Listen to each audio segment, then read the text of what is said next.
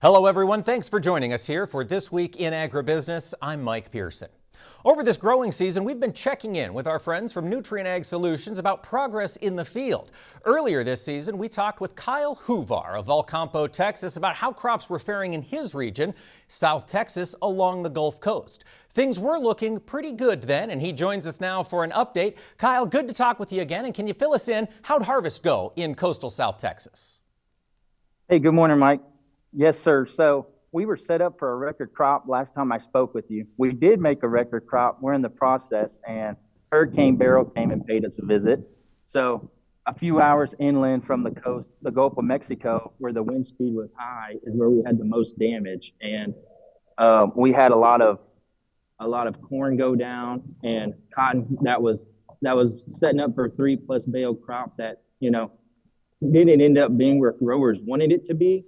But we have then picked up the pieces since, and customers are prepping fields for next year now.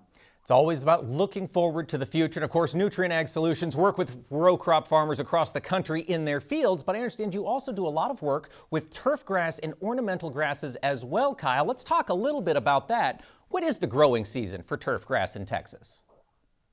Yes, sir. So the growing season for turf grass in Texas, harvest-wise, is 365 days a year. So I'd say the grass usually starts greening up in early March, and then it'll stay green until the first frost, which is usually sometime in November.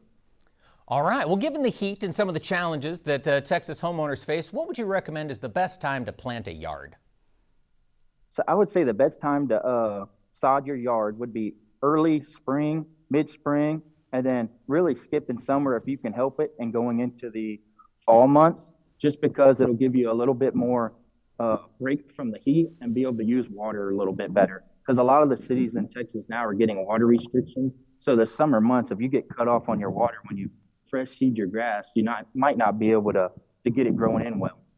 That's a great point, Kyle. Water is vital, and I assume for turf grass farmers, labor is also a vital concern. How are growers in your region dealing with the labor issues in the economy?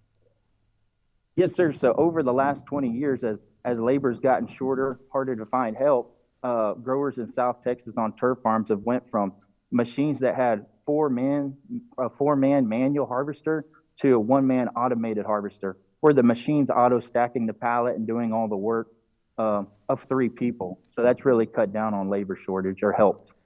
Absolutely. We see technology solving that labor challenge so many times on these different farms. Kyle, now you sound pretty passionate about turf grass, and I'm curious, do you have a favorite turf grass variety? Yes, I actually do. Palisade zoysia is my favorite turf grass, and that's this field we're standing in now. So this is my favorite. What do you like about Palisade zoysia? My favorite characteristics of Palisade zoysia is that it's shade tolerant, drought tolerant, and it really holds up to the Texas heat.